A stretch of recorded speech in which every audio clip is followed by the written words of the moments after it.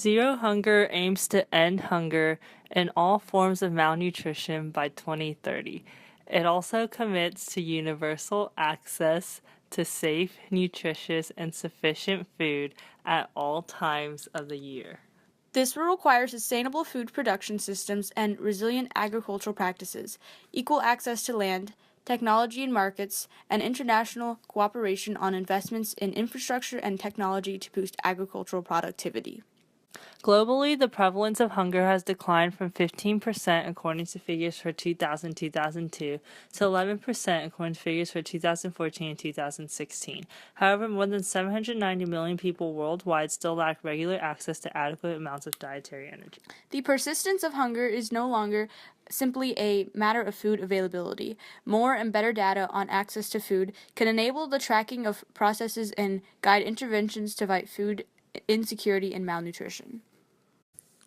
Globally, in 2014, nearly 1 in 4 children under the age of 5, an estimated total of 155 million children, has stunted growth. Stunting is defined as inadequate height for age, an indicator of cumulative effects of undernutrition and infection.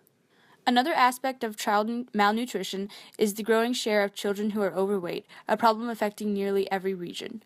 Globally, between 2000 and 2014, the percentage of children under the age of 5 who are overweight grew from 5.1% to 6.1%.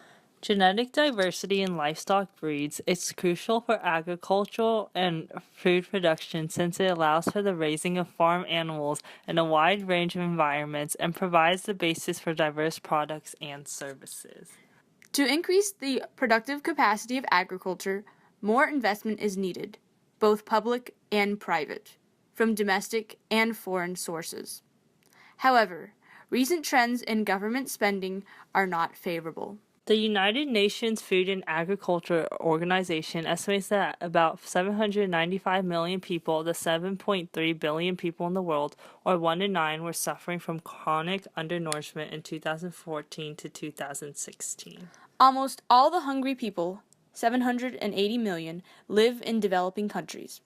There are 11 million people undernourished in developed countries. Each year, millions of children die from malnutrition and other diseases. In 2013, approximately 2/3 of all hungry children lived in Asia and almost 1/3 in Africa, with similar proportions for severely hungry children in the world. World hunger is a serious global issue. 1 in 9 people in the world do not have enough to eat every day, which is why we must take action now to correct this serious issue, because it is very important. Nearly 11% of the world's population is undernourished.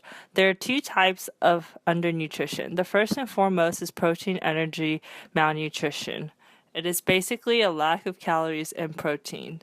Protein is converted into energy by humans. One of the targets for Goal 2 calls for correcting and preventing distortions in the world agriculture markets. That said, some progress is being made, with members of the World Trade Organization adopting a ministerial decision. The elimination of all forms of agricultural export subsidies will help the goal of zero hunger. Those subsidies, mass market signals, reduce competitiveness and can lead to environmental damage and the inequitable distribution of benefits. In December of 2015, the World Trade Organization eliminated export subsidies for agricultural products and restrained export measures that have an equivalent effect. 20 million lives at risk as famine looms. Hunger doesn't have to exist. We can end it together. There are many hunger relief organizations in the world that can change many lives. Another major goal is to achieve food security. Food security exists when all people at all times have physical and economic access to sufficient, safe, and nutritious food to meet their dietary needs and food preferences for an active and healthy life. Good nutrition is one of the keys to leading a healthy life. A balanced diet includes fruits, vegetables, whole grains, dairy, and a source of protein. You should also eat foods that contain vitamins and minerals. Another goal is to promote sustainable agriculture.